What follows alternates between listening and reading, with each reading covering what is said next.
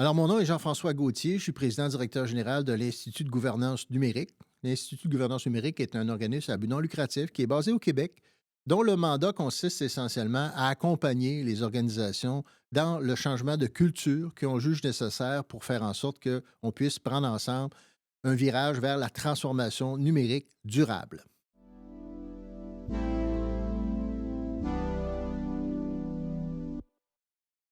Ben, je pense qu'il faut parler aujourd'hui de jumeaux numériques de territoire comme on parle des outils d'aide à la décision qui sont les plus pertinents, comme le BIM en est un, comme d'autres outils numériques en sont. Ce pourquoi c'est important de parler de jumeaux numériques, c'est que ce sont des moyens, des nouveaux moyens qui permettent de supporter la prise de décision par les gens qui sont en responsabilité d'orienter les investissements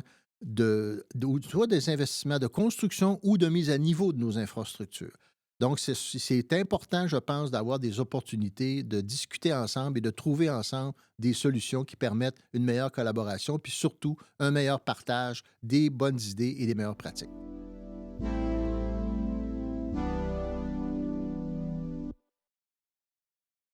Bien, VirtualTer, c'est un événement qui se veut un événement de rassemblement des gens qui sont concernés par les prises de décision au niveau des orientations sur les investissements en infrastructure. Donc, le VirtualTer, ça vise essentiellement à rassembler des gens qui ont des décisions à prendre, comme je le disais tout à l'heure, et qui veulent, ont besoin de se concerter, de collaborer les uns avec les autres pour pouvoir éventuellement mettre à profit les meilleures pratiques qui sont en train de se déployer un petit peu partout à travers le monde.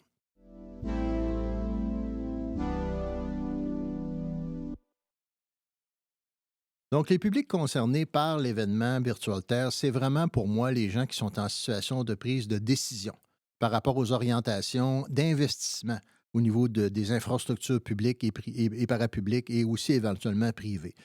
Ce qu'on souhaite vraiment, c'est d'avoir des gens qui ont des choses à partager, qui sont intéressés d'apprendre les uns et des autres sur les meilleures pratiques, les meilleures expériences qui se vivent, parce que le contexte fait en sorte qu'on se doit de s'adapter aux nouvelles façons de décider, de prendre des décisions qui vont être basées sur les faits, basées sur l'évidence que peut nous apporter ces nouveaux outils numériques-là.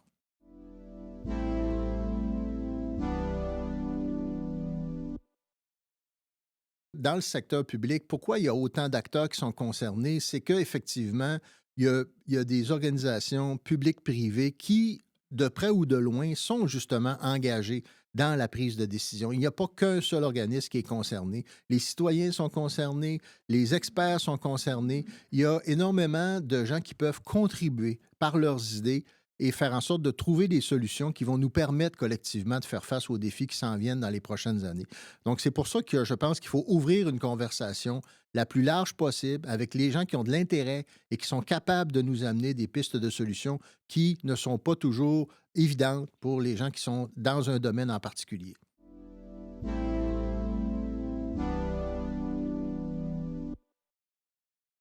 Ben pour moi, ce qui est intéressant avec un événement comme VirtualTer, pourquoi on devrait y participer, c'est que c'est quand même rare qu'on a l'occasion de mettre dans un seul lieu des gens qui ont des intérêts pas toujours enlignés, pas toujours évidents, qui sont des spécialistes de différents domaines, mais sont tous préoccupés par l'avenir et par le fait qu'on se doit de penser autrement nos infrastructures et qui peuvent éventuellement, par leurs idées, par leur rapport, identifier les solutions les plus porteuses. Donc, c'est vraiment quelque chose pour moi qui est intéressant d'ouvrir une discussion qui va aller au-delà des technologues qui se parlent entre eux et faire en sorte qu'on ait une discussion qui va être beaucoup plus constructive, beaucoup plus structurante pour la suite.